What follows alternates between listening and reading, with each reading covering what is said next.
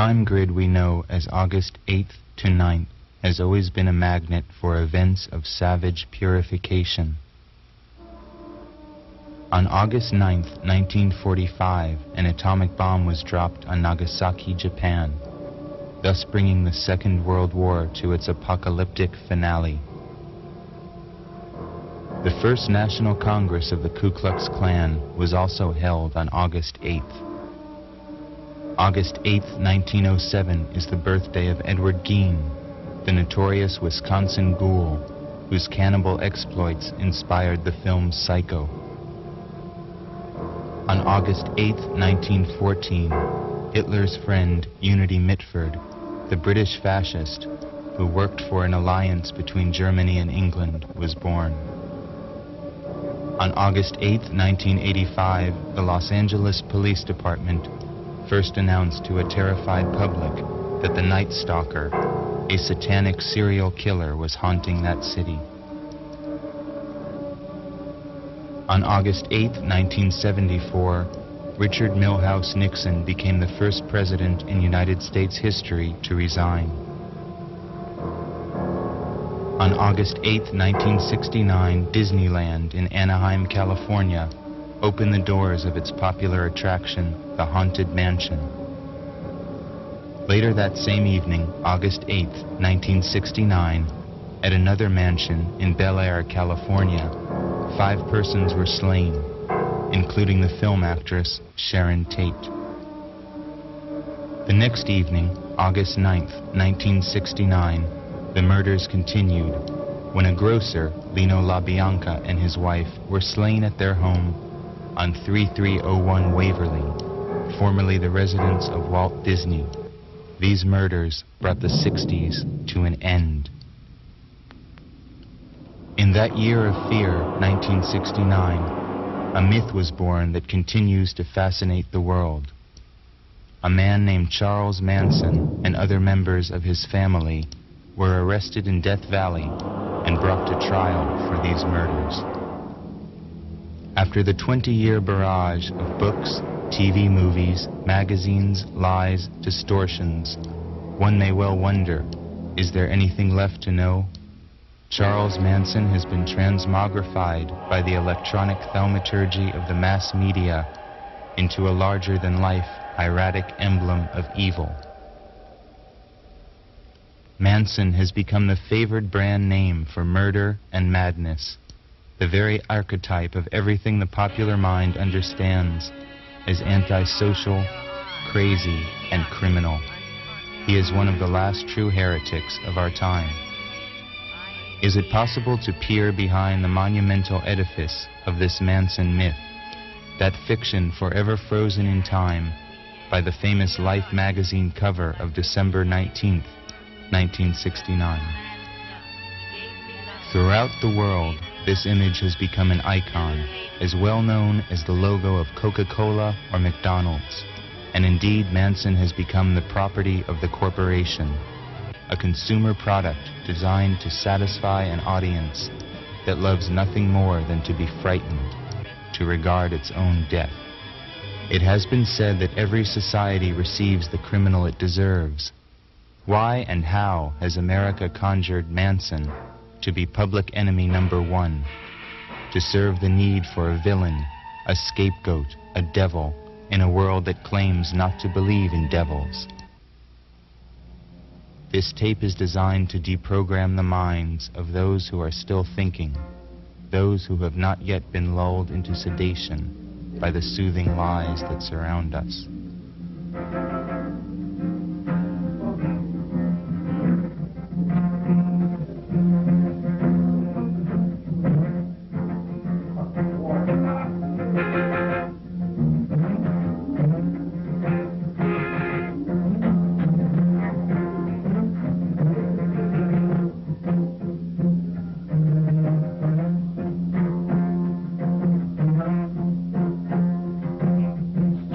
Down,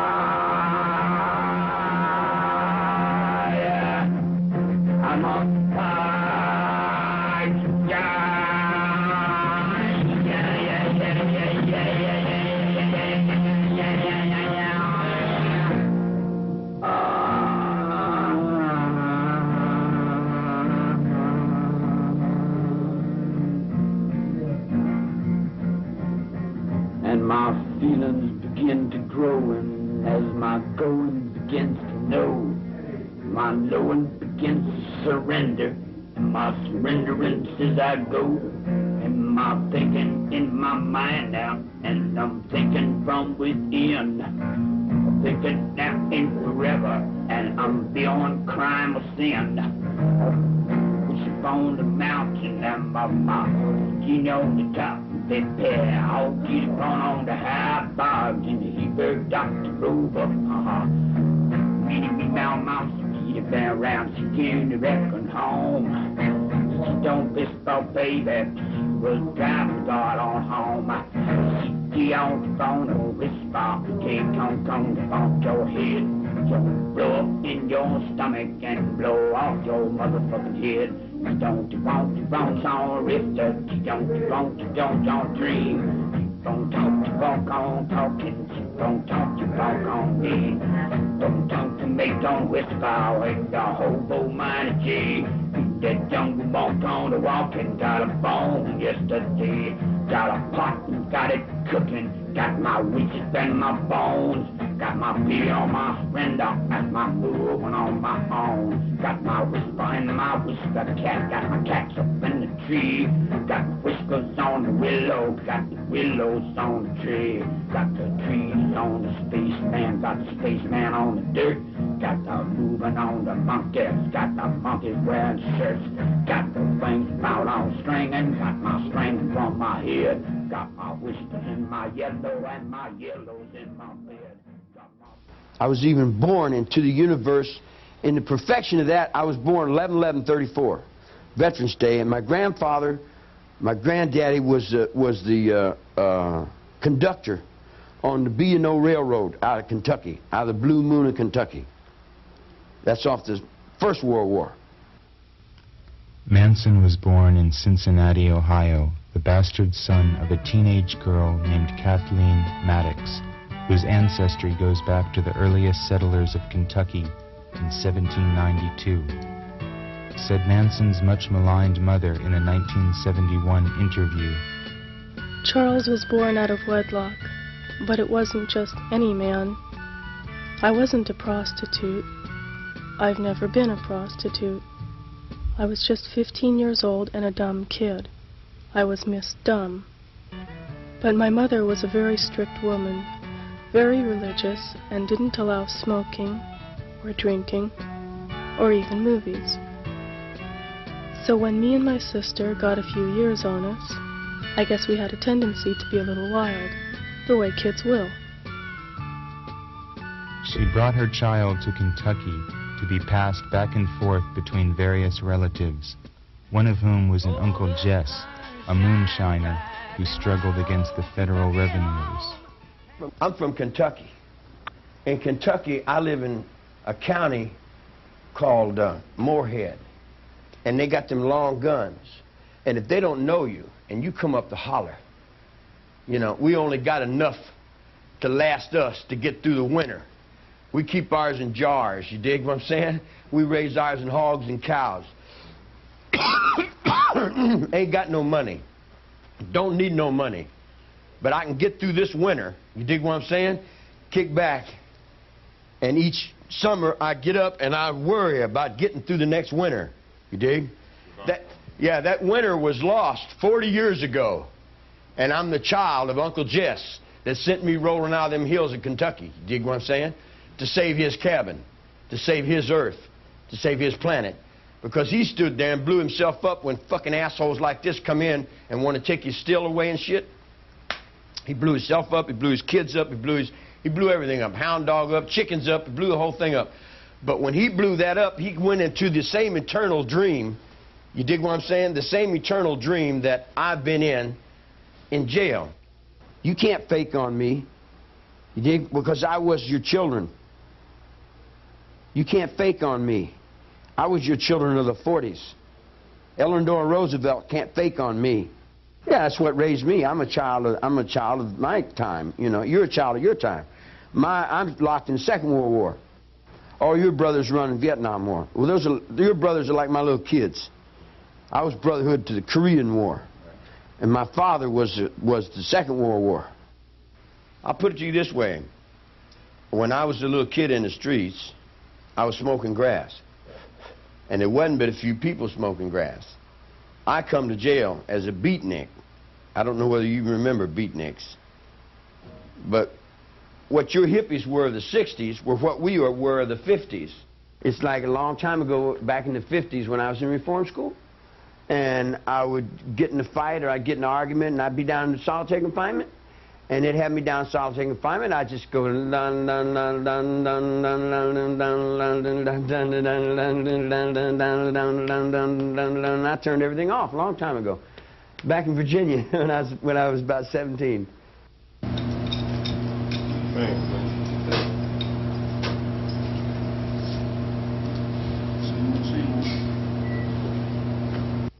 You don't mind if I don't sit down, do you? This is the only chance I get to come around unhandcuffed. For over 40 years, Manson has survived most of his life in what he calls the hallways of the always, the reform schools, jails, and prisons that have been his home and his tomb. His thought was born in the darkness of the hole of solitary confinement, apart from time, beyond the pale of society. In his cell, he created his own world and speaks his own language, where he has discovered that there is only the mind. Right wherever I am, because I don't really move. If I'm here, I'm here. If I move over here, I'm still here. If I move over there, I'm still there. And in other words, wherever I go, I'm still there. I call it Pice. Pice, I'm from Pice. I'm a lichen. We're lichens. You want to explain the lichen? Well, I like you, you know. You look all right to me, man. You dig what I'm saying? So I accept you as a lichen. So when I accept you as a lichen, you're like kin to me. Because I never had a family, see? So you're like my kin. You're like kin to me. You know, and I accept you completely and totally into that. All the way through your mother's relationships and your father's relationships. All the little relationships that you guys have, I didn't have that because I was over here in reform school, boys' school. I had the relationship of the guys over here in boys' school, over on the basketball court. The basketball court is my kingdom. Always has been. Because I rule it from solitary confinement. Do you think that's your destiny, not to... No, it ain't destiny. It's just me staying alive. It's my life. In other words, we all do what we have to do to survive, right? Well, you know, you put a child down here, now I've survived this long. You know, I'm over 40 years in prison. I've survived. And I've survived you. Manson claims that the so-called straight world outside of prison is but an inverted reflection of the underworld in which he has lived. To him, the reality that presidents and law-abiding citizens accept begins in the hermetic, alternate universe of criminals, cons, and outlaws. But Elvis Presley was only the shadow that was playing up over somebody that was dying in a hole down in Brushy Mountain, Tennessee. Or someone that was over in the solitary confinement you see what I'm saying? In other words, the real Humphrey Bogart and the real James Cagney are actors. I mean, the ones you know. The real ones, they died in here. You know, in other words, we die so that you guys can play actors. In other words, we got to be the bad guys so you guys can be the good guys, you dig? But in reality, we know that you're not the good guys, that you guys are worse than we are. You dig what I'm saying? Which is acceptable because we're outlaws. I'm a reflection of, you take a little baby and you put him in the penitentiary and you raise him up. I'm Richard Milhouse Nixon. I'm Richard Milhouse Nixon. You dig what I'm saying? But I'm him down here under the ground, man. I've had to do all the fighting while he gets up there and takes all the bows, dig? I got to carry the motherfucker while this fat sack of shit won't let me call my old lady while his old lady tells him, shut up. I started all over. We started a rebirth movement. We started the rebirth movement that Carter stole. See, you guys outside don't realize everything we do in here, they'll play off and tell you that that's them. If I dig a foundation for a house, somebody else will stand on it and say, yes, this is my foundation here, and I've, you know, in other words, in the United States, when you run in the United States, you ain't running in nothing but con, nothing but bullshit, and nothing but devil. You're running in nothing but demon. The United States of America is the demon of the world. Manson seems locked in a perpetual love-hate struggle with his keepers, cursing them and forgiving them in the same breath. And I stand back and give other people their space. You see what I'm saying? But if they don't give me respect, I'm sending all that back around. I'm sending it all back around. You see what I'm saying? Because I live in my mind. Do you think your mind has power in the world? Oh, I would imagine, yes. Even though you're here? Yes. Yeah, the last wave of these guys, that sent me to Vacaville are all gone now. Dr. Morgan blew his brains out. We can't get into any music because we're in what I'm locked into is a soulless little jealous punk. Probably all kinds of ways we could do it. You could beat on the table. Yeah, I know. I was thinking, let me use that trash can down there, unless you want to pass a rule against that. No. Everything I do, they make a rule against it, see? If I wanted a bucket of shit, they'd tell me no, you can't have, and they'd pass a rule saying no buckets of shit, man. No matter what I want to do, they want to keep me from doing it. No matter what I want, they don't like it. They, you know, in other words, if I got it. I'm very capable and I'm unhandcuffed. It's altogether different game. And these people that cut my mail off, let me tell you what they do to me. They cut my mail off. You can give this to the next wave of little kids that you grow up to. They cut my mail off. They lie. They cheat. They got some big old fat women that paint their faces and shit and dye their hair. And they cut the legs off the table so little girls can't get over and play with the little guys. And they got all kinds of little sex paranoias and little deceiving, little lying, cheating little things that they play. And then they'll push them off on somebody else and say it's all their fault, that they're no good and we got the bad guys locked up over here and we're all the good guys. You dig what I'm saying? When in reality, man, you got a bunch of scurvy fucking PC motherfucking pieces of shit. You dig what I'm saying? But that's on one hand. Here's where Apocalypsis comes in. If they didn't have the love to do it, who in the fuck would?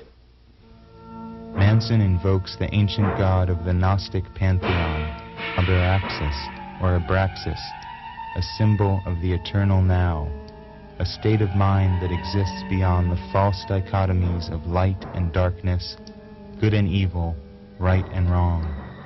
Manson justifies his forgiveness of his captors in the name of Abraxas, a god that represents total reality. I respect that same fucking asshole that I'm down on every day. That's Apocalypsis, man. We roll on it. We've been rolling on it ever since he come on the tier. He comes on the chair and says, fuck you, you son of a bitch. Throw shit and piss in his face. You dig what I'm saying? Knock him down. And he comes back and feeds me with it. And lets me live. And when he lets me live, then I look back at him and I say, well, you know, you're not so bad after all if you let me live. So then I have to let you live. So as long as I'm in here, I got to let him live. Because he's only living in my life. Clang, bang, clang went the big iron door. They put me in a cell with a concrete floor. 9 other men in that cell with me, moaning their fate with destiny. Clang, bang, clang. Clang, bang, clang, clang. How do you think you survived so well in this situation? Because I'm very adept. I can adapt to just about anything, man. You know, in other words, I stay right here all the time. I've been here right here all the time all my life. So it's no new thing to me. So when you go out in the prison yard, you got to be up on everything that happens around you. You can't let anything get in. You know, I'm letting you get into me now. You know that, don't you? The spirit is there. And we could bring the spirit back to life, but for people like this, you dig what I'm saying? He hates white people. He's scared to death of this black guy. He's afraid this black guy's going to beat him up. The black guy ain't even thinking about it. The only reason he's scared of the black guy is because he's messed over the black guy so bad, you dig what I'm saying? He's got all that back, so what he'll do is feed me back to this dude. You dig what I'm saying? And say, well, here, don't hit me, but jump on him. And then they'll hold me in the point and stand me out here in front of all these black people, you dig? And then push me down in there and try to get me hurt and try to get me killed in every way they can. And then when they can't, then they say, oh, wow, man. Then they want to wear boots and wonder about, I'm going to catch up with you. I'll bet you I catch up with you.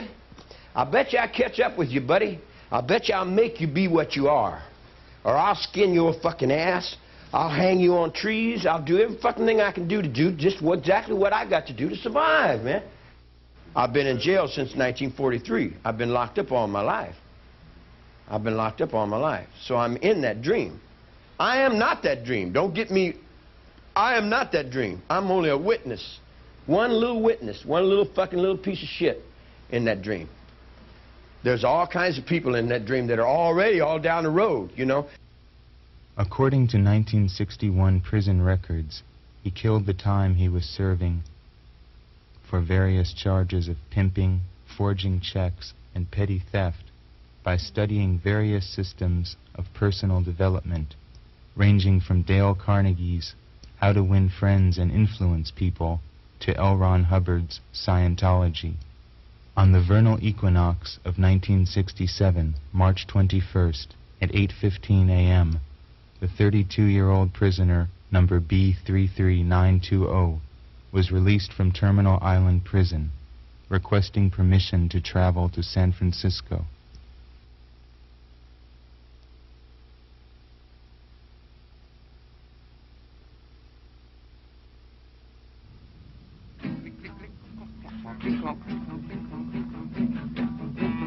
I am a mechanical man. A mechanical man, and I do the best I can because I have my family. When Manson arrived in San Francisco in 1967, he drifted into the anti-culture that the media was already calling hippie. He began to attract a following, mostly of young women, who were drawn to his music and his philosophy. There's a bunch of broads that follow me around, but there's always broads following me around. Then when I got back out, the hippie was a takeoff on the beatnik, as the beatnik was a takeoff on the bohemian, or the bohemian was a takeoff on the boobskaboop. In other words, just loop-de-loops and circles that come in and out of these places. The idea of Manson as the ultimate hippie and the family as an example of hippiedom's ultimate folly has been ingrained into the public mind with all the other simplifications that have so far served as truth.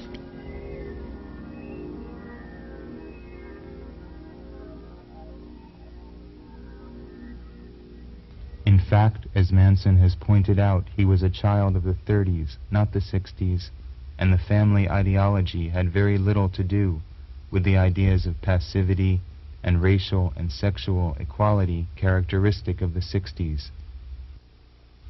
When black militancy and civil rights were at their height, Manson insisted that his family retain their cultural and genetic heritage. When the feminists were burning their first bras, Manson taught his family to look to nature for an understanding of the balance between male and female, initiating them into the joys of complete submission. Feminism? Matriarchy versus patriarchy. Oh, I'm a matriarch. I'm a beautiful woman. I'm a very beautiful woman. All my women know that. All my women know that. Do you have any good memories about the people who were your women? Oh, all of them. Sure. They're all beautiful. Lynette Squeaky Fromm, one of the first to join Manson, once wrote, Born into this imbalanced world of women's law in 1967, carrying truth over the threshold, he met thousands of young in the streets. I was one of them. He stood our words up in truth. He never broke our wills. We put up our lives and the symbol of one finger as alternative to anarchy. In the family hierarchy, each woman is a member of the Order of the Rainbow, each with a corresponding color. Lynette Fromm's color in the rainbow is red. Fromm, who was imprisoned in 1975 for the attempted assassination of President Gerald Ford, remains loyal to Manson and his cause. She better be right on. She knows what she's got to do, see? She knows what she's got to do to survive on this planet Earth, just like all the people that are with me do. The ones that are with me do. The ones that are not with me are not with themselves. Squeaky, the one that's down there doing life trying to get me out of jail. When Fromm escaped from prison for 2 days on Christmas Eve of 1987, a wave of paranoia swept across the nation that had not been seen since 1969. That one woman could inspire such fear is a sign of how powerful the Manson myth has become. In contrast to Fromm's loyalty, Charles Tex Watson, the principal murderer in the Tate LaBianca case, explains his family days with the convenient excuse of diabolical possession. Now Tex atones for his sins as a model born-again Christian prisoner in San Luis Obispo prison, where he serves as a prison chaplain, delivering sermons to the unsaved. In 1979, Watson was married in prison to another born-again Christian, who has since given birth to his children, the fruit of what one imagines to be wholesome Christian procreation during conjugal visits to the prison. Manson regards Watson's new persona with bemusement. Tex is beautiful. Tex got off of his, Tex got up and gave his, he was trying to walk around and say, chicka chipim, whoop, and he was there for a while, and we were learning new things, and we were experiencing our bodies and stuff. You dig? But then he decided that he wanted to go back into what his mother was doing. And I looked over at him and I said, well, if you can get anything new over in there, you dig what I'm saying? Go ahead and see what you can find out, but I'll tell you everything on this finger that's over there. Save you a long trip. But he wants to go back through Jesus Loves Me. You dig what I'm saying? He wants to go back and worship and play all the games that we played for 2,000 years. And if that's what he wants to do, it's okay with me. I'm still right there saying, all right, man, if that's what you want to do, but you're only destroying yourselves, man. Always is always forever. Is one, is one, is one. Decide yourself for your father. All is none, all is none, all is one. I'm just no plan from behind you. Illusion has been just a dream. The valley of death and I'll find you. Now is when on a sunshine beam. So bring on the young perfection, for there must will surely be no cold and fear or hunger. You can't see, you can't see, you can't see. The ghosts of the family still haunt the locales where they once lived.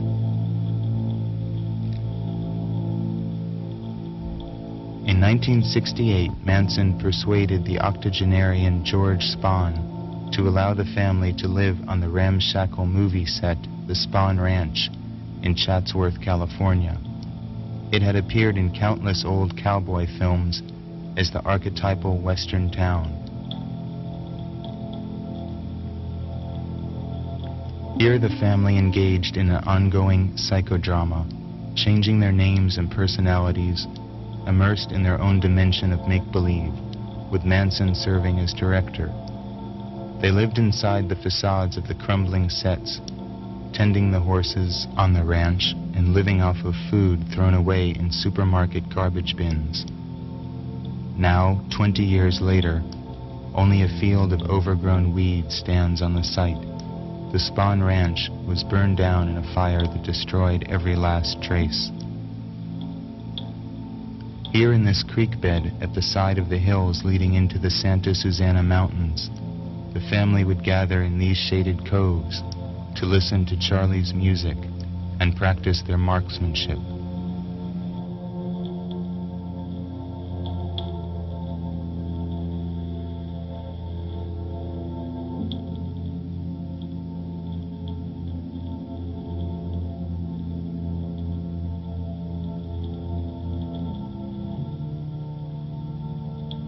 Devil's Canyon, directly across from the Spahn Ranch, inspired one of Manson's songs. The pass where the devil you can see. Santa Susana is the pass where you look for me. I live on my planet, my world, my desert, my thought. And it took me 22 years to get through these fucking hallways. This is what I'm mad about, to land my thought down on that desert. On Halloween of 1968, Manson decided to move his tribe away from the nearby urban decay of Los Angeles and into the wilderness of the desert, where he imagined they would find the complete freedom they sought. That Halloween night, Manson and a few others camped at the tiny Newman Cabin, a refuge for miners and prospectors on the outskirts of the Death Valley National Monument. Manson's name is still carved in the wood of one of the Newman Cabin doors, along with the year he first came to this desert.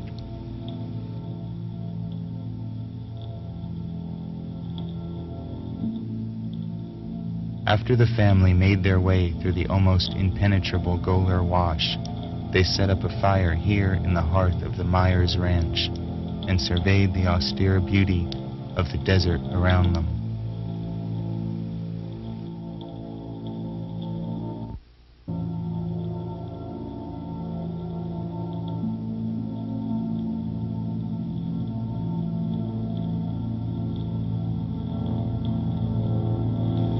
One of the family girls knew of an abandoned stone house down the road, owned by an old woman named Barker.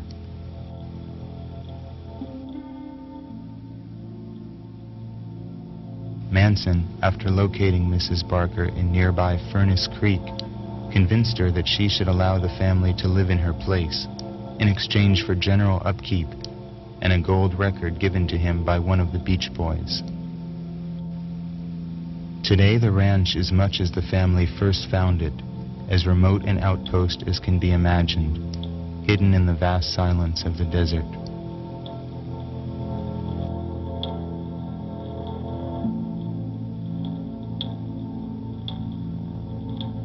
Little has changed in the kitchen where the family prepared its meals.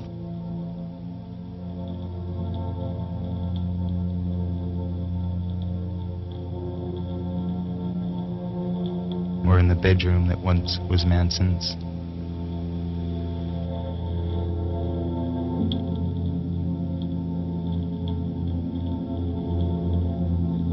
Now, what comes to me, I have to deal with, don't I? So I go out in the desert, and I'm sitting in the desert, and I'm not bothering anybody, and I'm just having a good day. I'd rather be a coyote in the desert, but I've got to play act this goddamn human thing, this form that I'm in.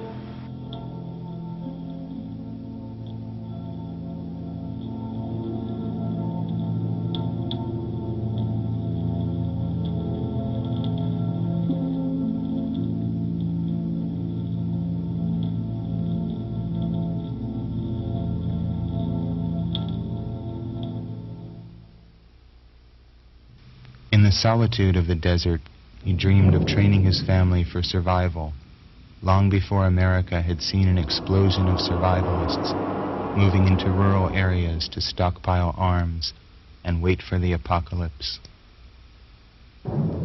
Inspired by the exploits of Field Marshal Rommel, the Desert Fox, in the 40s, Manson began a massive project of stealing and converting cars into dune buggy attack vehicles. They would be a new Africa Corps that would rule this desert domain far from the sick city. The motorcycle clubs that Manson had brought into the family, the Straight Satans, Satan's slaves, the Jokers from hell, would serve as auxiliary troops. You dig? But if you want to get up and ride, we'll ride, and I'll be right there with you. You know who I ride with? I ride in Venice, California with Straight Satan. Near the Barker Ranch, the remains of hundreds of stolen cars still lay rusting in the desert sun. One can still make out the fading psychedelic paint jobs. My world's out there in that junkyard. You know my world's in that picture. Yeah. You know what pictures my world's in. This auto graveyard is one of the few signs that the family left behind. Its atmosphere is that of the remains of a lost civilization, an archaeologist's excavation. So distant does the alien world that blossomed here in 1969 seem. Oh, garbage dump, oh, garbage dump, why you called a garbage dump? Oh, garbage dump, oh, garbage dump, why you called a garbage dump? The family foraged into the nearby naval bombing range, where they stole a communication wire which was strung around the Barker Ranch, further adding to the impression of a command post. The camouflaged lookout bunkers where the family girls would take shifts keeping watch of the ranch, knives strapped to their legs, are still evident. The fabled family bus that once stood in the front yard of the ranch crumbled slowly for years. Eventually, local prospectors dragged the infamous relic to an abandoned mine and dynamited it, as if symbolically destroying the spirit the bus once stood for. As Manson's plans for extending his increasingly militaristic commune to the further reaches of Death Valley expanded, getaway routes were planned. Emergency supplies of ammunition and gasoline were hidden all across the landscape. This still full can of gasoline stands hidden under the same rock that Manson left it under decades ago. Manson, familiar with local Shoshone and Hopi Indian legends of a subterranean lake beneath the desert, made sporadic attempts to search for what has come to be known as the Devil's Hole or the Bottomless Pit. Squeaky Fromm designed this prototype Armageddon jacket as the uniform for the Devil's Witches. This cavity in the striped butte near Barker Ranch is still said by desert miners to sport geysers of water, and may be the source of the idea, long a part of local folklore in Death Valley, that posits the existence of an underground body of water. Eventually it was here, in the quest for the bottomless pit, that the family was destined to make its last stand.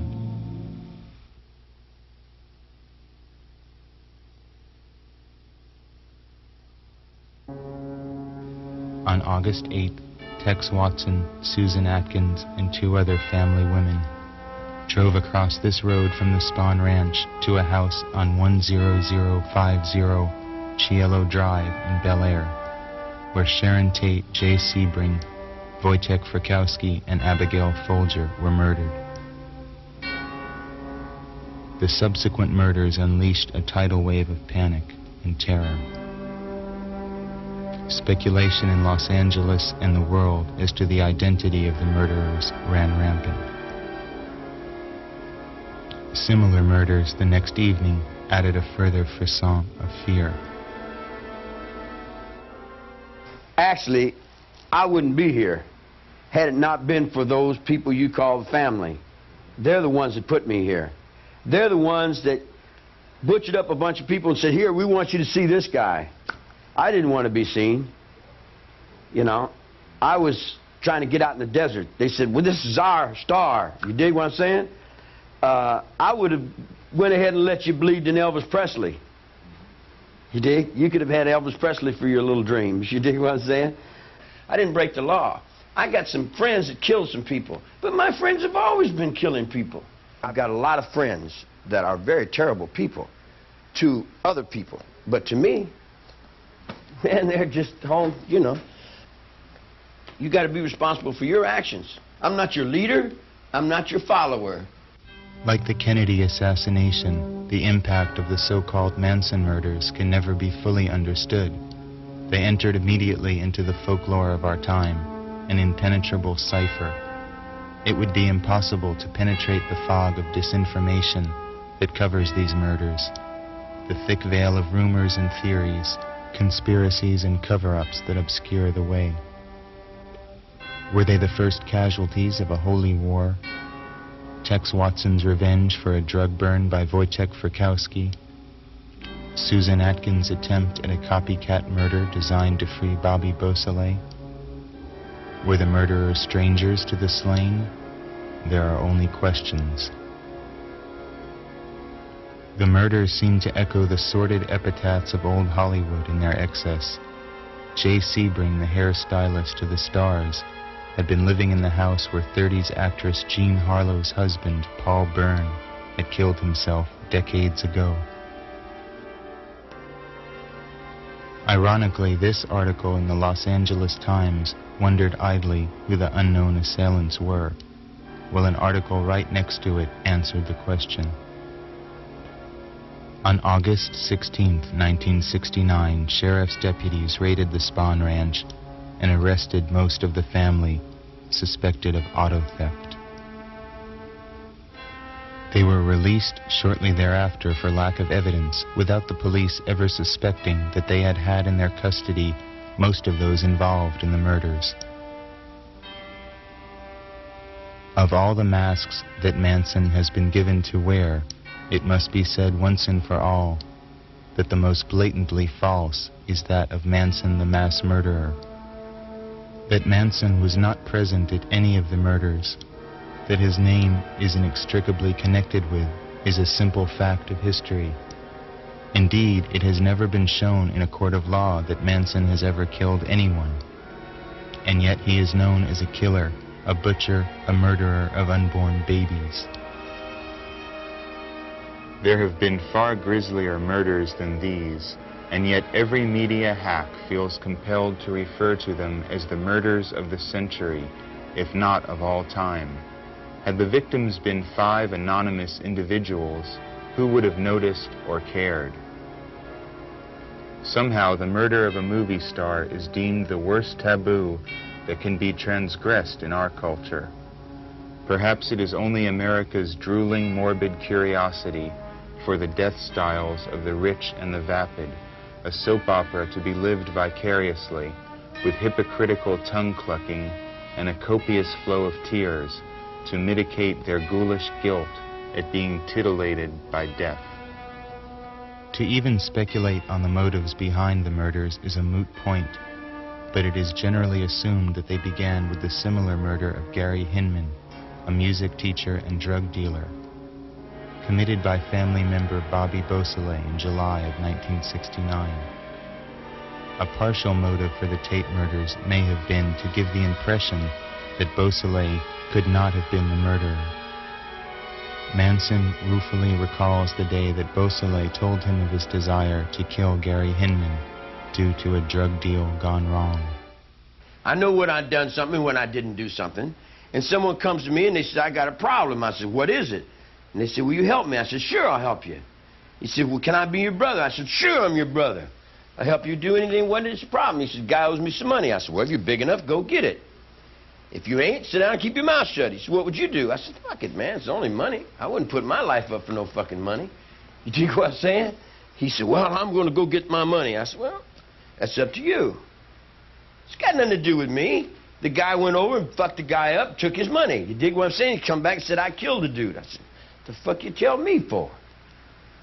What you tell me for? You making me a conspiracy to something? But the die had been cast, thus leading Charlie to seek sanctuary in Death Valley. I asked if he remembered the day that he was arrested for the final time. Yeah, one of these incompetent fucking assholes got me, put a pistol on me, and put handcuffs on me. And I've been in handcuffs for 18 years. That's the only reality he's got, is me in handcuffs. It was here in this tiny cabinet in the Barker Ranch bathroom that Manson attempted to hide from police during the raid of the ranch. One of the arresting officers saw a string of matted hair sticking out of the cabinet. Hi, said Charlie. Today, the cabinet where Manson lived his last moment of freedom is gone. In essence, it seems that Manson is not serving his life sentence for murder, since he was at no time ever accused of murdering anybody, but for his subversive ideas, and because of the abstract notion that he is simply too dangerous. In a mockery of justice that was his trial, he was not allowed to defend himself. When he was finally given the right to testify in court, prosecutor Vincent Bugliosi argued that Manson's hypnotic powers might be too persuasive to the jury. Thus they were banned from hearing his testimony on the grounds that they might be convinced of Manson's innocence. During his testimony that was delivered to an empty courtroom, Manson declared, "These children that come at you with knives, they are your children. You taught them. I didn't teach them. I just tried to help them stand up. You can send me to the penitentiary. It's not a big thing. I've been there all my life anyway. What about your children? These are just a few. There is many more coming right at you." Don't blame me for falling in love with you. Blame charms that melt in your arms, but migraine monster, don't blame me.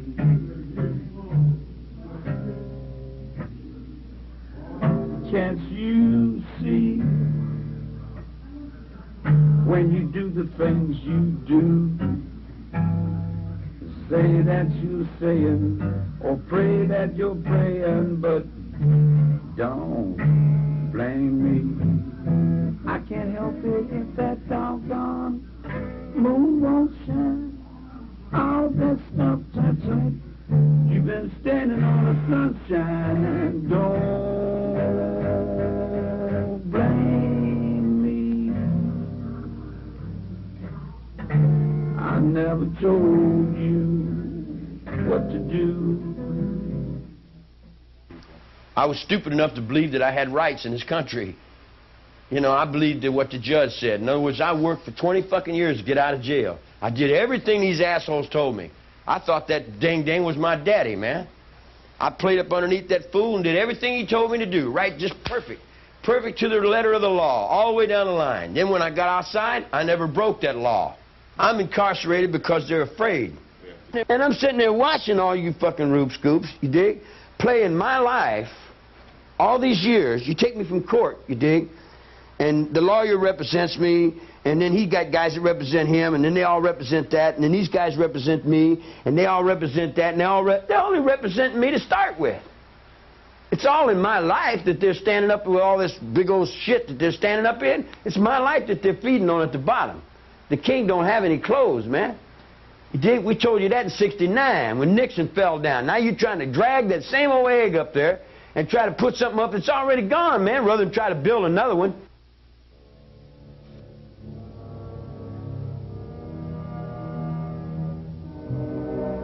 Manson is crazy, it is said, because he believes that he is Jesus Christ. Behind this cartoon conception is a more complicated cosmology than has been previously understood. And then you see Jesus and you see Christ as being a little God, partner. Because I had the altars of the Druids long before the cross came. And the altars of the Druids will be there long after the cross is gone. Whether the Christians like to accept it or not, you dig what I'm saying? The cross came by and passed by my window, and I seen it go by, and I said, "Ah, Christ was a little God." Ah! Because that was where they hung that fucking last asshole. What do you think about that last asshole? He's still there. Ain't you see him? He's still right there. Nothing's changed. It's right now, then as it's right now, you dig? And I'm not going back over there. Fuck them assholes. Manson's use of Christian terminology may have been inspired by a man who once walked a similar path. Francis Penovic was a burglar, con man, and petty criminal who had spent much time in prison before he changed his name to Krishna Venta in 1948 and announced that he was the Christ everlasting. In the 50s, Krishnaventa built his Fountain of the World commune in the Santa Susana Mountains, not far from the Spahn Ranch where Manson and his family would settle over a decade later. Like Manson, Krishnaventa's following consisted mostly of young female disciples. They were given different colors according to their temperament and aptitudes, much like Charlie's rainbow. Krishnaventa was killed in 1958 in a dynamite blast ignited by a jealous husband who disapproved of the guru's sexual teachings, but his legend lingered in the area to inspire Manson to attempt to take over the cult years later. Atop this skull-like rock formation at Fountain of the World, Manson held crucifixion rituals that culminated in family orgies. At one time during his Hollywood period, Manson was hired as technical advisor for a Universal Studios film project concerning the Second Coming of Christ. When Charlie learned that the producers intended to portray Christ as black, he abandoned the project. You see, now, every time I come down off of this, you don't like me. Then I'm a no good son of a bitch. Because then I put a piece of steel right there on my leg, and I sure I can cut anything with any place I want to cut it. And I live within the sphere of me. I don't push it off on nobody else. You take the most holy man they got, you dig, and treat him as worse as they can. Degrade him, drag him through all kinds of shit, spit on him, cuss him, just do everything, and then turn around and go to church and worship him on Sunday and think you're going to get away with it.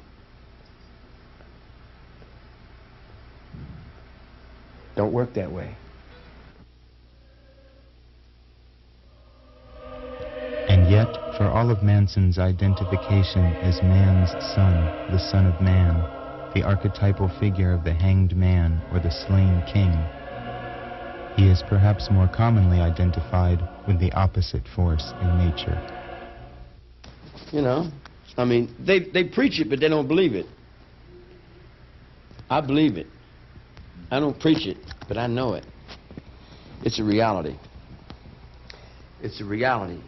Jesus Christ is a reality. And so is that other guy.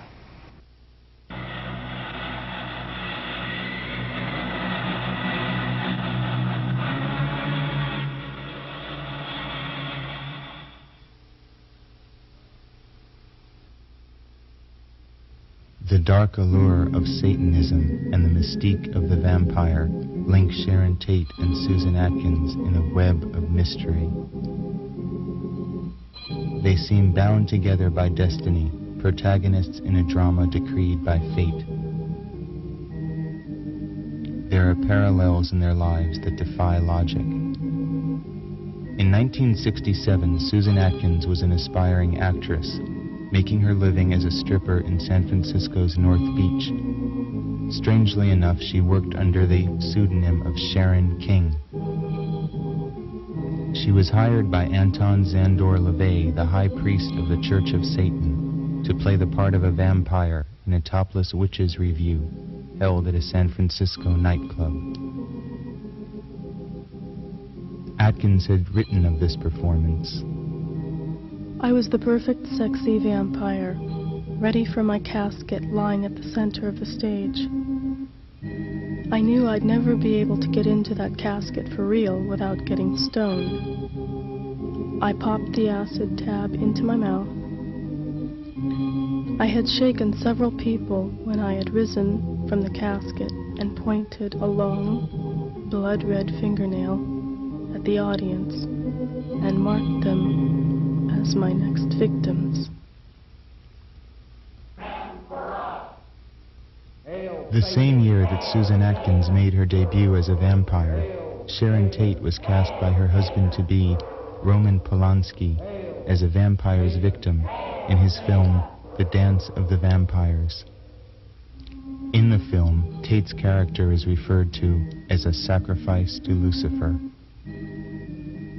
Earlier in her career, Sharon Tate had played a witch in the British film The Eye of the Devil, or 13. During this film, Tate began a brief period of dabbling with white witchcraft.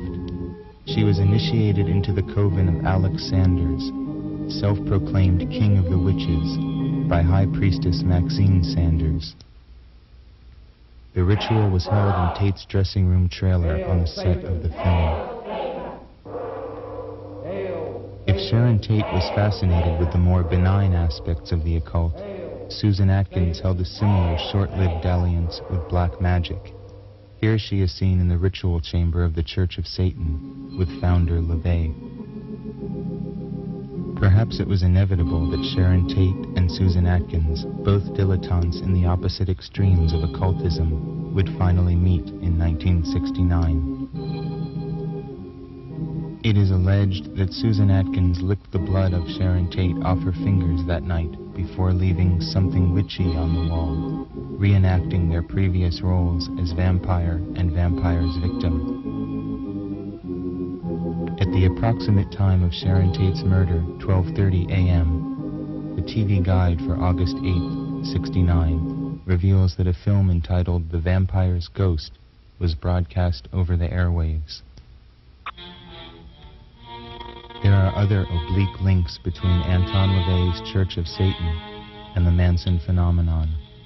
On the very night of the Tate murders, Anton LaVey performed a rite in the same ritual chamber where Susan Atkins had once posed. This ritual was entitled The Riding Forth, and its purpose, according to LaVey, a strict advocate of law and order who despised the 60s lifestyle, was essentially to cast a curse upon the hippie movement.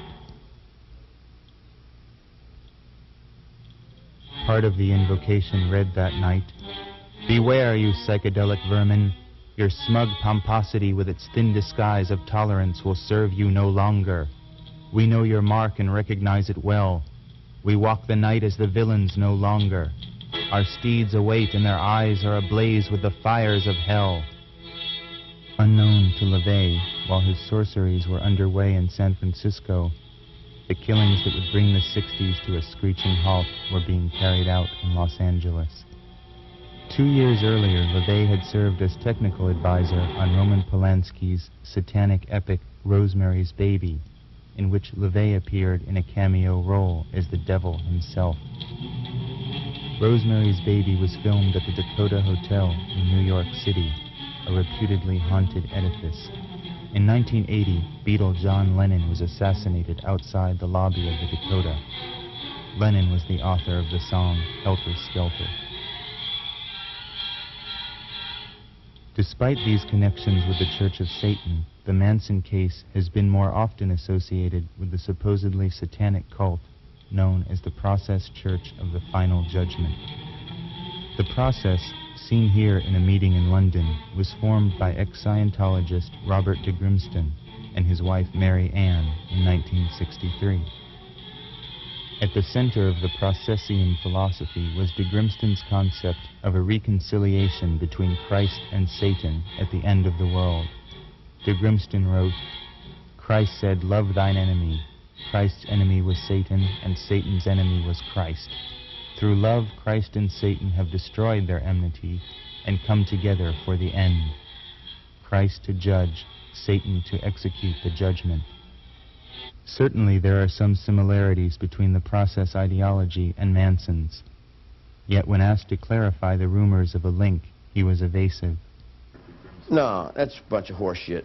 Did you ever meet them? No, I don't. Yeah, I know him. I know him spiritually. I know everything. I know everything. You lived there on Cole Street, sort of near. Yeah, I was in the same vibration as all those people. Yeah. In other words, you're with somebody, you know they're there, you're running with them. Oh, you know what I'm saying? You're out in the bushes with them, and you're coyotes with them, or you're spiritually allied with them in the scorpions, or you're spiritually allied with them in the awarenesses that see. The image of the Process as a war-loving neo-Nazi death cult was largely created by Ed Sanders in his book The Family, which led to a $1 million lawsuit against him. In fact, a thorough study of the Process reveals them to be little more than a sophisticated kind of Jesus freak cult. More Christian than satanic, preaching a humanitarian creed far removed from their sinister reputation. Nevertheless, there are some undeniable facts. The family did, for a time, reside near Process headquarters on Cole Street in San Francisco. Manson did contribute an essay to the Process magazine. It is also alleged that 2 members of the cult visited Manson in LA County Jail at the time of his trial. While Manson may be locked in prison, he claims to send his thought out into the world to do his bidding in the form of these emissaries made of string. These fetishistic snakes, spiders, scorpions, and masks have been sent by Manson to friends and enemies alike, along with instructions as to how to bring them to life. Says their creator, "I sit in my cell and sing and make little dolls on a string, and I send them out to do little jobs. I give them names, I give them a little personality." Another occult figure linked to the family is filmmaker Kenneth Anger, student of Aleister Crowley and an early member of the Church of Satan. At one time, Bobby Cupid Beausoleil, seen here in Haight-Ashbury, was Anger's protege. Anger dubbed Beausoleil Lucifer and starred him in that role in his ill-fated project, Lucifer Rising. When the two had a falling out, Beausoleil is reputed to have stolen Anger's film and buried it in Death Valley, asking for a ransom. Anger is said to have replied by placing a curse upon his fallen angel. After his incarceration for the murder of Gary Hinman, Beausoleil composed a soundtrack for Anger's second version of Lucifer Rising. Seen here is Anger's stationery, which still features artwork by Beausoleil. Satan means whatever I'm looking at, whatever I want it to mean. It's on my forehead. It's me if I can get up on that highway. If it's me trying to save my air, my water, my trees, my wildlife. It's me on that cameraman. It's me right there in his watch. It's me in his brain. It's me right there on his ears. And when he shaves in the morning, I'm sitting right up underneath his razor. You dig? It's everything that human beings don't understand. It's all their fears. It's what they're not sure of. You dig what I'm saying? Satan to me would be God. You would be God to me. You dig? I can worship anything as God. Everything is God. The sun is God. The moon is God. Everything is God. Except them stupid fucking people who got that shit stuck up in their fucking heads and they won't get rid of it. In other words, they talking about in the name of the Lord, we're going to say this. In the name of the Lord, we're going to say that. In the name of the Lord, if there was such a thing, you see what I'm saying? Would he be the devil? If there was such a thing, would he be the devil? I'm out there on the highway. Sure, I'm out there on the highway.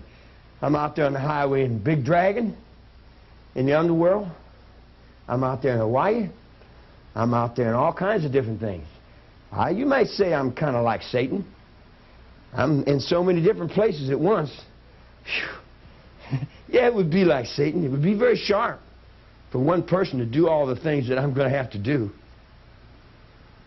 to survive. In you, and in you, and in you, and in you too. Manson the Revolutionary has inspired extremists on both sides of the political spectrum. The left-wing group The Weathermen, whose leader Bernardine Dorn proclaimed in 1969. Dig it. First they killed those pigs, then they ate dinner in the same room with them, then they even shoved a fork in a victim's stomach. The Weathermen announced that 1969 was officially the year of the fork. In 1974, an aborted plan to break Manson from prison was concocted by Manson followers in cooperation with the Symbionese Liberation Army. At the opposite polarity, Manson has served as the inspiration for such racist socialist factions as the Ohio-based Universal Order, whose founder, James N. Mason, created this flyer extolling Manson as an independent genius. Well, as with all of us, my first awareness of Manson came in 1969 with the so-called Tate killings. And I was a teenage kid sitting at home watching the news, and the word flashed. A bunch of Hollywood types had been killed out there, presumably by hippie types. And of course, being a National Socialist in the 1960s, I was highly anti-hippie, but I was just as much anti-Hollywood. And so the only thing that flashed across my mind then was good. Couldn't have happened to a sweeter bunch. Mason, a one-time associate of the late American Nazi Party leader George Lincoln Rockwell, spoke of his fervent belief in Manson's cause. But it has to come from the people, from the blood, and it's a fortuitous genetic combination, as with Adolf Hitler. Who could have predicted Adolf Hitler? And who could have predicted Charles Manson?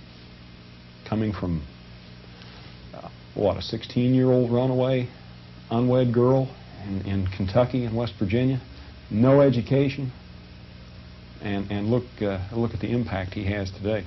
Leader is a convenient term, and so is family, but we have to stay with what can be most readily understood. Manson gave the people around him what they needed most.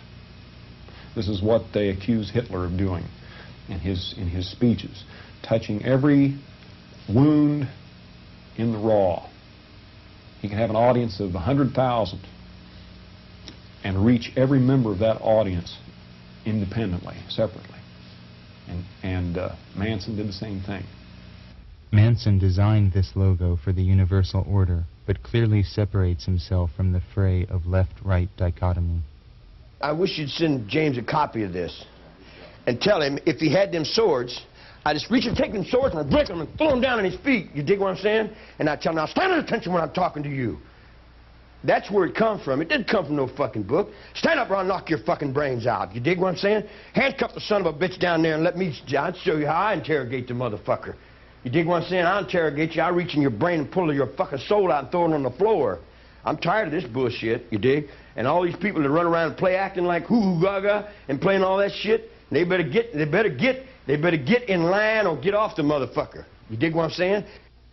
Lynette Fromm has written, As for Manson's revolutionary right-wing cause, I believe that if Manson had wings, he'd have at least two of them, and a substantial soul self in the center. Indeed, Manson's vision of order in the world surpasses any simple political solution. And Jackson wants to run to be president.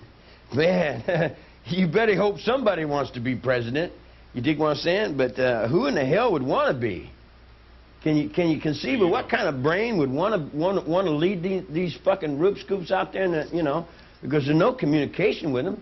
You dig? If you took a horsewhip and beat them, they still wouldn't understand what the hell you're talking about because there's no intelligence there, man. There's too many people. Oh man, yeah. You know, they'll pray for Hitler to come back. They'll wish he hadn't been here. They don't have the intelligence to change. Once you get them, they'll go, the rest of their life, They'll do that for a paycheck, You tell them, don't do that no more, and they go, There's no communication. You tell them, I tell them, stop doing that. And they'll go, I said, stop it. And they'll go, and you cut someone's fucking throat and throw blood in their face, and they'll go, You see what I'm saying? In other words, there's just no intelligence, man. You don't have any hope for mankind. Not on that level. Not on that level, I don't. No. That's not mankind. That's not intelligence. You know, it's not even beast. It don't have the intelligence of a zoo. You know. Now they're all running from Jackson, right? They're all making excuses. Oh, they don't want to give him this driver's seat, do they, huh? And I'm laughing like crazy, man, because I think when he goes up there and says, well, now, what have we got here? He's going to find out he's got a fucking bunch of bullshit there, too. Makes no difference what they call you.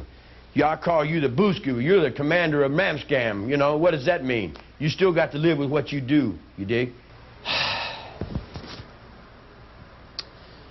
Well, evil.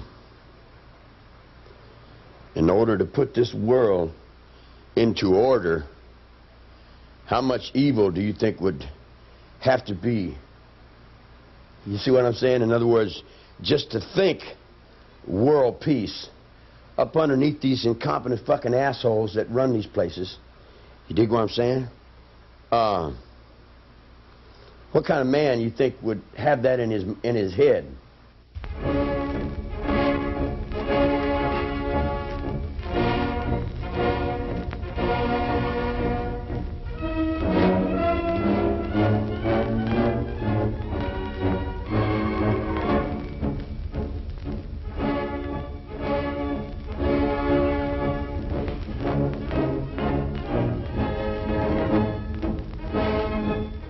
Manson has often been compared to Adolf Hitler, and asked whether he feels connected to the Führer, he answers, We all do. Anybody that wants to put order into the world, anybody that's got a brain that wants to put order into the world has got to stumble upon Hitler. Because Hitler started putting order into the world. And when he started putting order into the world, it threw him out, it overwhelmed him. It was too big for him. He couldn't do it, you dig? Nowadays, it's a different computer.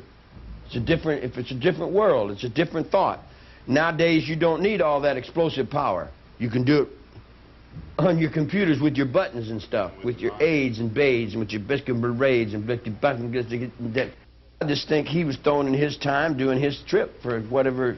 See, you don't have any other choice. Once you get order in yourself, then you got to reach the order in your own household, in your own family, in your own kin, in your own kind. You got to reach that order. You can't go, I can't go and tell this man something until I can tell me something. If I'm right within me, then I can tell him what's right within what I think. But each man has to be right within what he thinks, dig? I can't make another man right. The other man got to be right with himself. Des Friedens. Manson also expresses a kinship to Rudolf Hess, the occultist, ecologist, and folk medicine student who served as Hitler's deputy. Hess died under mysterious circumstances in Berlin's Spandau prison after decades of incarceration as a war criminal. You remember when they had the harmonic conversion? All the people was up on this mountain over here. Hess died that night. Want to sit down? I am. Hess died that night. When Hess died that night, that put me longer in prison than anybody in the world. Hess was always longer than me. But when he died, that put me, the only living thing that was standing on that very same thought that you and I are standing on now. You see what I'm saying? In other words, we're still in that same dream. We're still in that same thought. And nothing can take that. You can take my body away and stick it down in that cabinet. It's still there. You dig what I'm saying? You cannot take it. You dig what I'm saying? There's too many people that gave their lives for it. They gave their lives and they're still bleeding there for it. You dig? And the spirit is there. Manson has certainly been an influence on the burgeoning U.S. skinhead movement, and perhaps the skinheads are the true inheritors of the spirit of the shaven-headed girls that performed their sidewalk vigils during Manson's trial. Yeah, there's no order because incompetent assholes like this run your world. These are the fucking ding-dings that run your world, man. Look at him. Fat hanging off his fucking jaws. He's an incompetent piece of shit. You dig? He wear black cowboy boots and play off this guy and pay that guy to hold me down. You dig what I'm saying? And then come back around on the other side and talk about, I'm a white guy. I'm a white brother. You dig what I'm saying? What do you think about race? What do I think about race? Everybody look out for themselves. I look out for this guy. This is my race. It comes out of my dickhead, man. My race comes out of me. You know, where I'm running is you know, I run in the alley. I run in the darkness. If I was sitting up there where I had my fingers on the buttons, it'd be a different game altogether. Charlie has been on the front lines of the ecological war since the 50s, and he calls his vision for reordering the environment and the earth Atwa, air, trees, water, animals. Pollution, pollution, pollution. It's the only solution for survival on the planet Earth is a revolution against pollution. It's like all the animals are running this way, and a lion comes on the picture, they all run that way. All the animals are all divided all up, all the people are out there playing all these games. A bigger fear comes, they all get together and they all run in one direction. The peace plan is that Schultz and all them guys are playing in the Middle East, it doesn't have any fear in it. It doesn't mean anything. It's a bunch of fucking old assholes talking about old rhetoric. What you know? do you think the meaning of fear is? The fear is you'll do it or die. It's that simple. Do you think? In other words, the ways of the animals I identify with more than I do with the ways of the humans. Humans are pretty stupid. Humans won't survive. Humans ain't going to survive. Not the way they're going. Think they're going to destroy themselves? Yeah, definitely. They're going to destroy every fucking thing. They're destroying everything. See, people don't realize how many... If you sit down and you started thinking people, it would take you 10 weeks to think up 200 million people, man. Do you know how many people that is? Now, you run out of food with 200 million people. You run out of oil with 200 million people. You run out of thought with 200 million people. You got a lot of meat there, man. That's a lot of meat to deal with, see? You know, I'm reaching for perfection, just like we all reach for perfection. But my perfection is in the air, the water, the trees, and the wildlife, and it goes beyond my physical. You see what I'm saying? In other words, they can't understand. I've already gave this physical up, man. The physical's hanging down there on the courtroom. You know, if you want to interview me, why don't you go talk to the DA? Maybe he can make up some more lies for you, some more stories for you. And here's another thing that you people talk about. All these peace movement, all these demonstrators, they'll run out and demonstrate for a nuclear power plant and go home and turn electricity on. If you want to demonstrate for a nuclear power plant, don't use electricity. Does it make sense? You know what I'm saying? They want to demonstrate for something on one hand and get their faces up in the camera and like, look at me, I'm different, you know, or pay me to be somebody, you dig? And then on the other hand, they can't be somebody because they go home and turn the fucking electricity on and use the same fucking pollution. You dig what I'm saying? In other words, you can't protest cutting down trees with paperwork. You can't protest pollution riding around in automobiles. You dig? I told you 40 years ago, get back to the horse, man. What's the best way to change things? I get back to the horse. If you don't get back to the horse, there's going to be nothing left of you.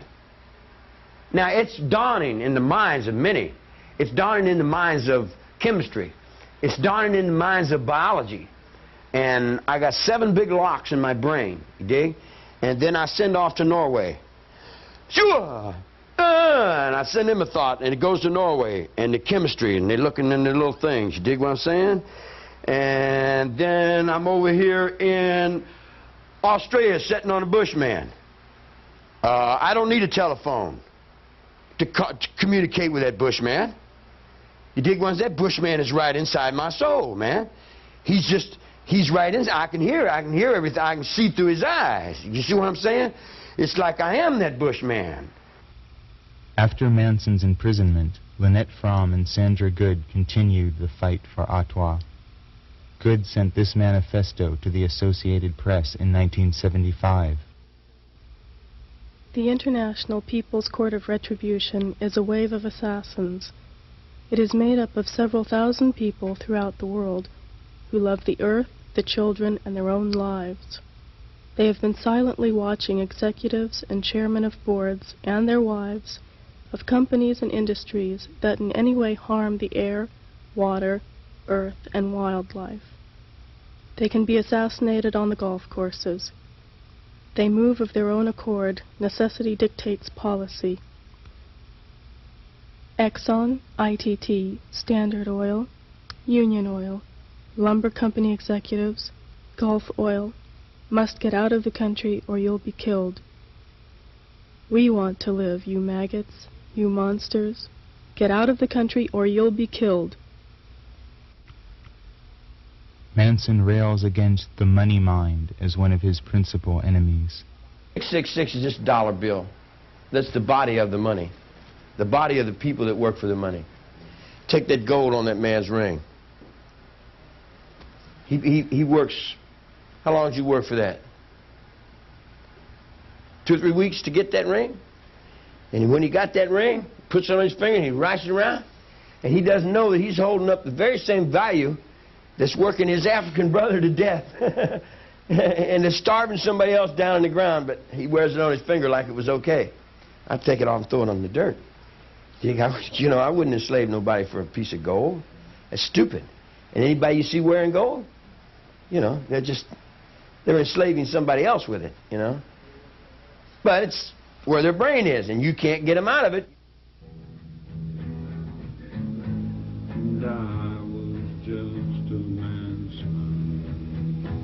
Much as simplistic historians have dismissed Hitler's Third Reich as the overcompensation of a failed artist, Manson's vision of a holy war has been generally characterized as nothing more than the jealous rage of a spurned musician, a would-be rock star with delusions of grandeur.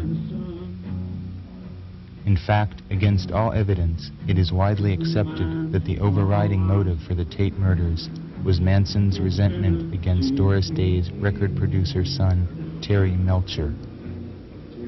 According to this theory, Manson was so enraged that Melcher did not provide him with a record contract, he ordered his slavish minions to murder everyone in the house he believed to be Melcher's. 150 Cielo Drive. Melcher himself put the lie to this theory in a 1974 Rolling Stone interview, where he said that Manson knew Melcher did not live any longer at that address because he had tried to get in touch with him under friendly circumstances at his house in Malibu. This image of Manson, desperate for big bucks and fame at any cost, has also given rise to the lingering rumor that Charlie once went to a casting call for the TV show The Monkees, hoping to be cast as one of the ersatz Beatle imitators. This would have been a difficult audition, however, as Manson was imprisoned in Terminal Island at the time of this casting call. To imagine Manson attempting to fit his music into the prepackaged sterility of popular entertainment is absurd. The way I communicate is in music. It's like to know someone, you start in the fingertips. You can know me in my fingers. You can know me in my hands. You can know me in my arms.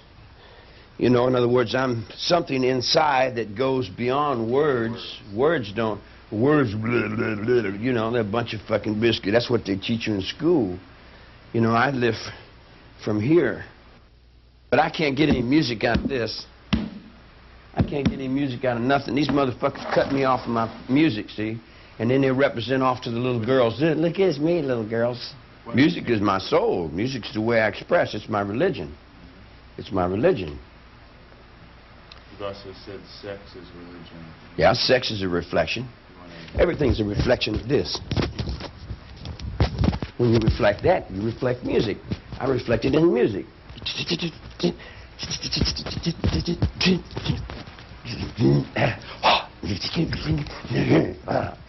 That's me.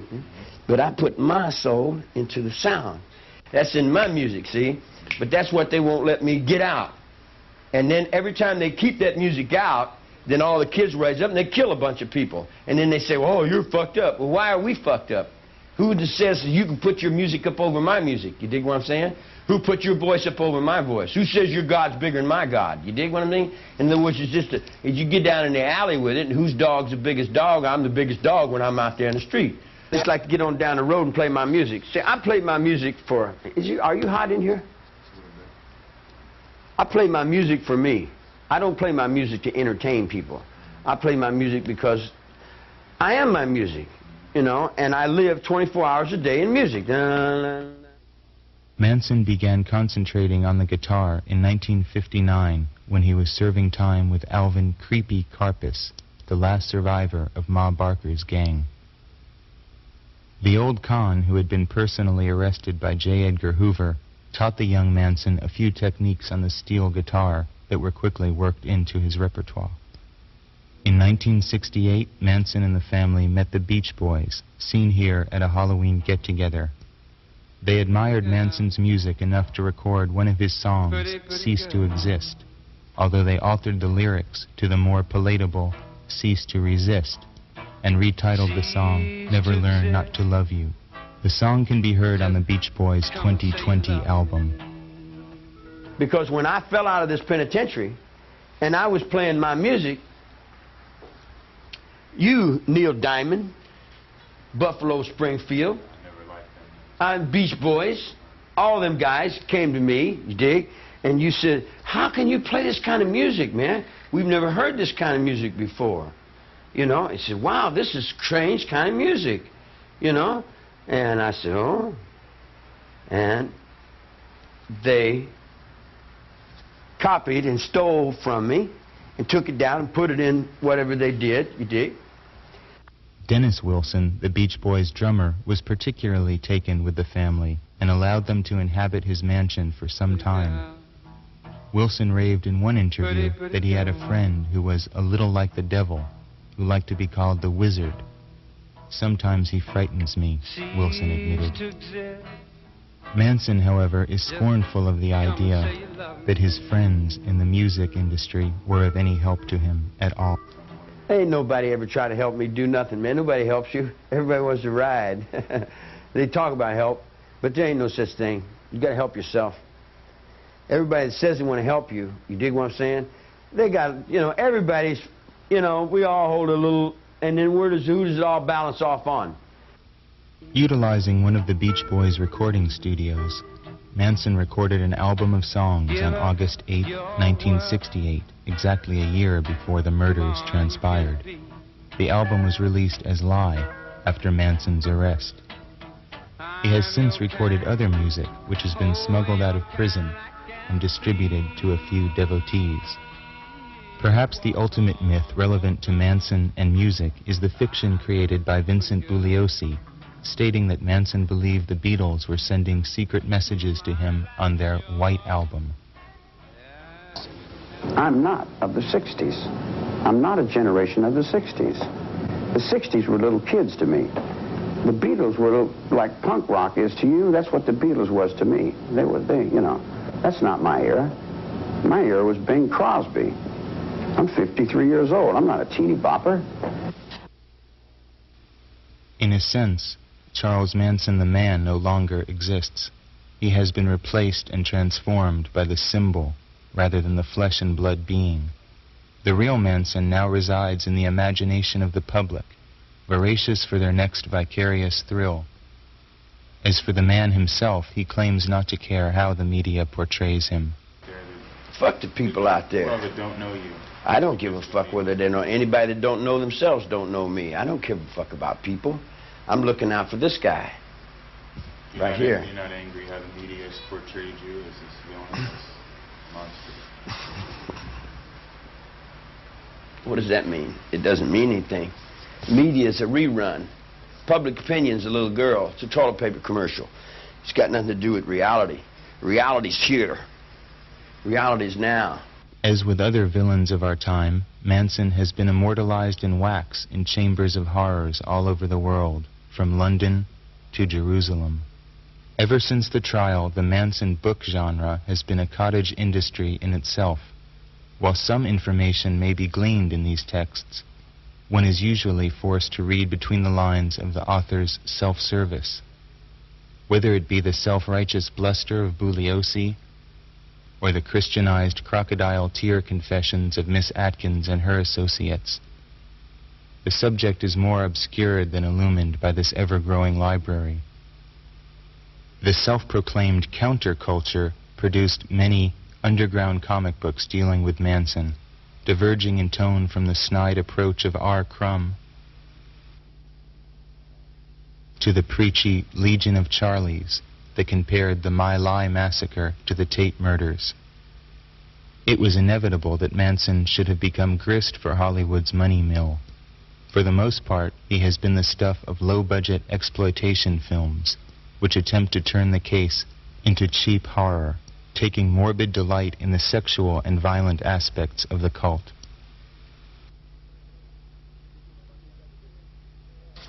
Isn't it funny you got so many people play acting you?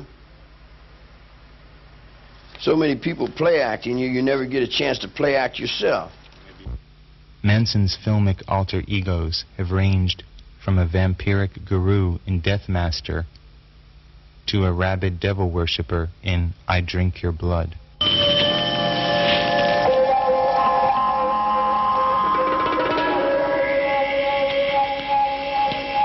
Let it be known, sons and daughters, that Satan was an acid head. Drink from his cup. Pledge yourselves. And together we'll all freak out. A strange cinema reality link is this final scene from Sharon Tate's final film, 13 Chairs, prophetically featuring a Manson doppelganger. After the scene was filmed in Rome, Tate returned to Los Angeles and her destiny.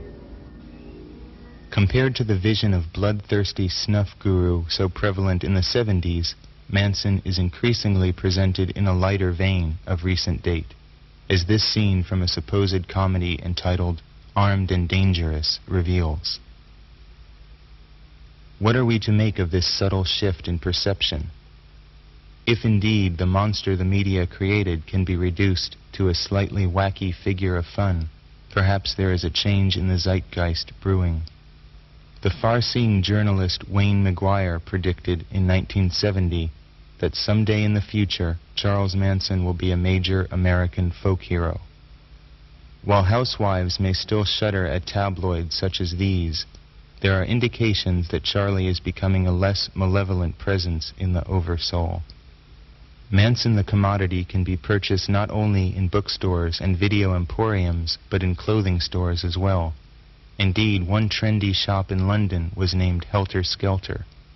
A nightclub in Los Angeles also uses the name. In 1987, the Piedmont Candy Company released a short-lived deck of collector cards called Terrorist Attack, which features Manson in distinguished company. John Asnile, director of the cult favorite Manson's Home Movies, a Super 8 extravaganza that documents the gorier elements of family history, offers an entire spectrum of Charlie memorabilia to an ever-growing market of Manson files under the aegis of his Manson Archives. At a recent satanic rally in San Francisco, the film The Other Side of Madness was shown to an audience that cheered through the reenactment of the Tate murders. On the fringes of society, there have been small but serious efforts to rally public support for the cause. A shadowy organization called the Friends of Justice planned a series of concerts to raise legal funds for Manson. At Manson's 1989 parole hearing, a group of black-clad protesters picketed for Manson's release. However, if there is something new in the wind, Manson is indifferent. This whole motherfucking attention thing, I don't need nobody's attention about nothing. I can do what I do by myself. I don't need nobody. I ain't looking for no followers. I'm looking to survive. And survival to me is out there in that desert, running around with them wolves and them coyotes and them bugs and birds and bushes and things. I want to get back on the ground with mine, you dig? But now I can't get all these people that are trying to be and do like me. You dig what I'm saying? In other words, like I got all this fucking attention on me. I got 900 million people. You dig what I'm saying? Now how do I get away from them?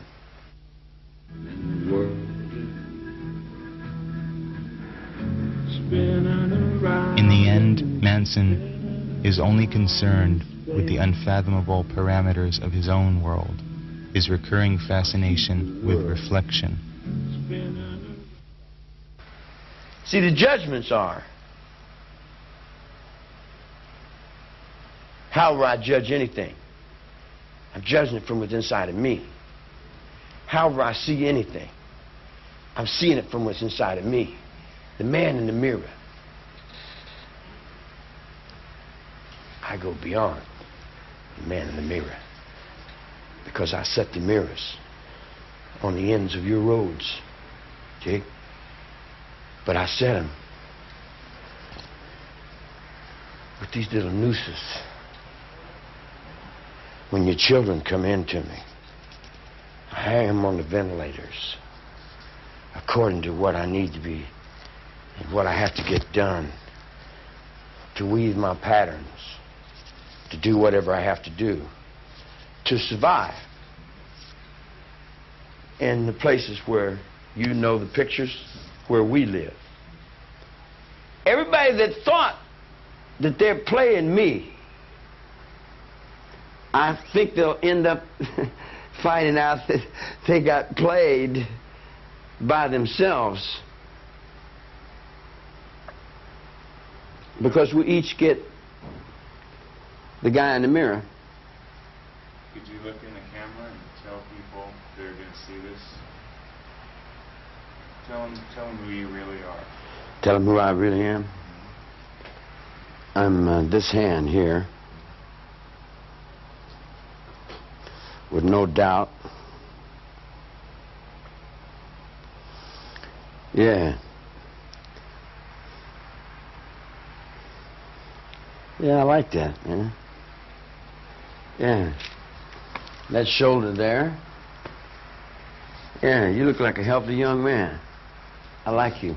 Talk to the people if they're going to see you. Well, I can't talk to the people. That's your reality. You're the one that does that. I don't. Well, I'm dealing with you. What do you have to say that you've never been able to say before? You've been through a lot, ain't you? Yeah. Yeah, that's good. That's why we can probably meet as easy as we do. I feel real comfortable with you, man. That's good. Yeah. Yeah. So what do you have to say that you've never been able to say in this situation before? I'm going to survive. If you do or not, that's up to you. You dig? But the only thing that keeps me from surviving is the people that don't want to survive. So here's what I would say to all the people that have the death wish. Why don't you go ahead and find your own way out? Why come to me with all this dying and all this fear and all this bullshit? I'm not into dying and fear.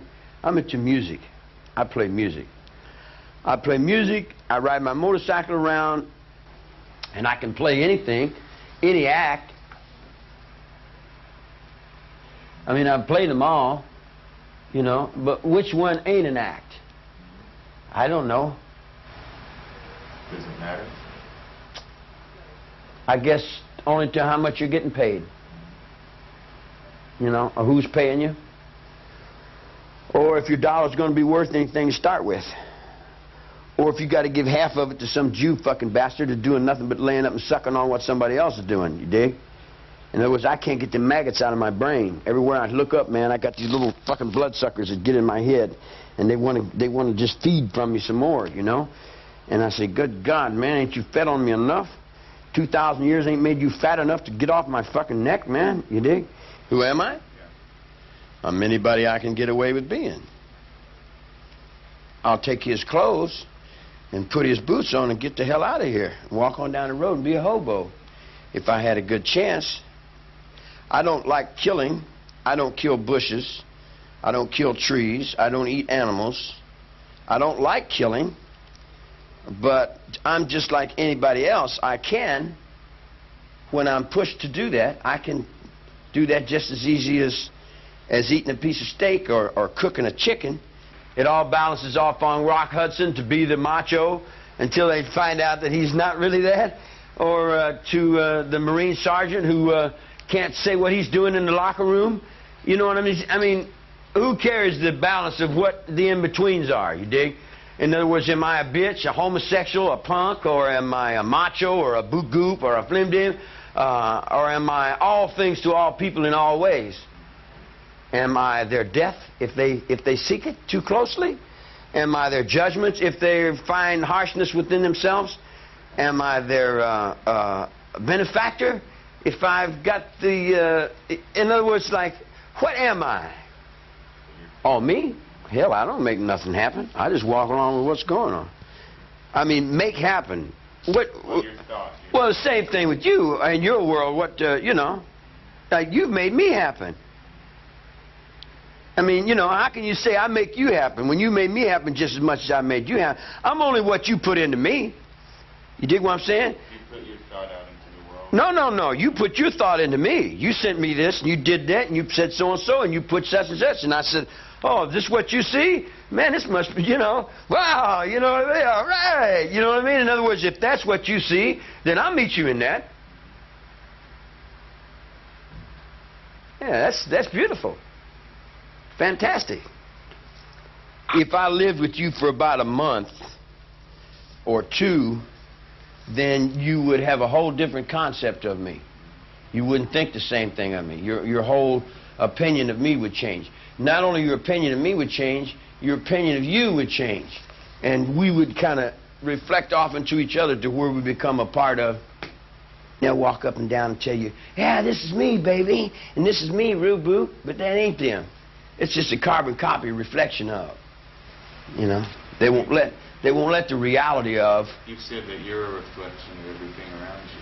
Sure, what else could a child be? That goes into you. You're going to reflect it sooner or later. If I'm going like this, pretty soon you're going to reflect that. All children do. I'm born right now. Anybody that puts their life on the line for me, I've always been right there with them because I stay right there all the time. I was born and raised there. I stay there all the time, constantly. I'm so much there, you dig what I'm saying, that Japan came over and said hello. And I said hi. You dig? And then anybody with any respect would respect me. But any punk that don't have respect and all that fear and insecurity, you dig, then they treat me like the fucking punk that they are. In other words, they give me all their insecurity. I can't see no mistakes. I think the infinite wisdom of all things are perfect. Even these guys, even though I don't agree with them, you dig? And I conflict with them, and I argue with them, and I struggle for the same thing they struggle for, perfection. Don't place no emphasis on history because they'll all lie. The truth is that your history books are full of bullshit. Most of your books are full of bullshit. You know that, being a writer yourself. How do you think people are going to remember you? I don't think they're going to be anybody to remember anything. You know, they're destroying everything. Mm-hmm. They'll destroy it all the way back down to the coyotes and the wolves and the scorpions and the bugs and the snakes. And there'll probably a few of us fake phony son of a bitches sitting over looking at the thing saying, yeah, that's an old rerun in Mars somewhere. I'm just checking that dude out, man. Cameramen have a way of hiding. Yeah. You know, are you Irish? Irish English, yeah. Yeah, that's what I figured. Ready complexion, huh? No, what always happens every time I get out of jail, I have a kid. And then the broad ends up snitching on me or getting me locked up. And then she takes the kid on down the road. And she raises him up to be like her. And then I see him when he gets to be about 30 or 40 years old. He's a little fat fucker. He thinks just like his mother. You dig? So I see a bunch of little fat fuckers that think just like their mother. And I look at him and I say, yeah. Do you know if any of your children have followed in your footsteps? They're all my children. And anybody that's ever seen me is following in my footsteps.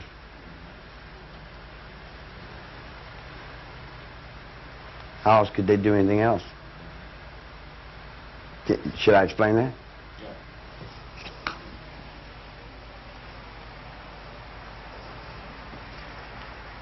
It's a brand new step. Never been done. It's history. Every step I take now is history. And I'm carrying 900 million people in my mind. You see the Pope? He's a cigarette butt on the floor. Well, you now open up your mind into that. See all the Orientals and the dragons? All the tongs? See all the feathers? See the swastika spinning? You see it coming alive? In our minds, as a youth, in our minds as a youth, you see that spirit coming back? You see it coming back? You dig what I'm saying? In other words, it's coming back in the spirit of the youth. It's coming back from the battlefields. It's coming back. Peace on earth. Peace on earth. And the peace on earth goes beyond that line. And I put that line on the blind man's pole. Then I run that down with some other soul. And then I cut that on back with another track and come back and say, true, I know my mind. And I trust the very same person that you do. And the very same person that you do. I trust the only person left to trust. Me.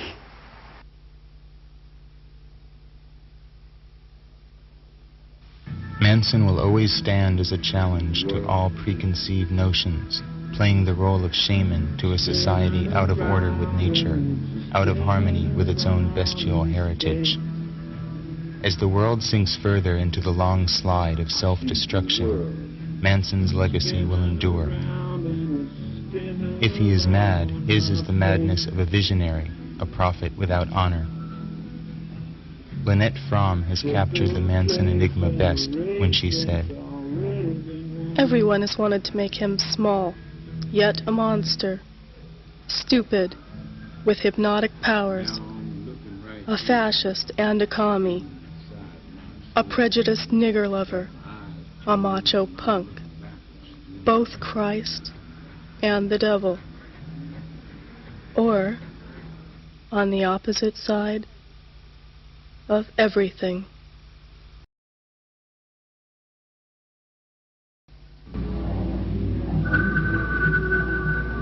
Yes. Wait, I'll get it.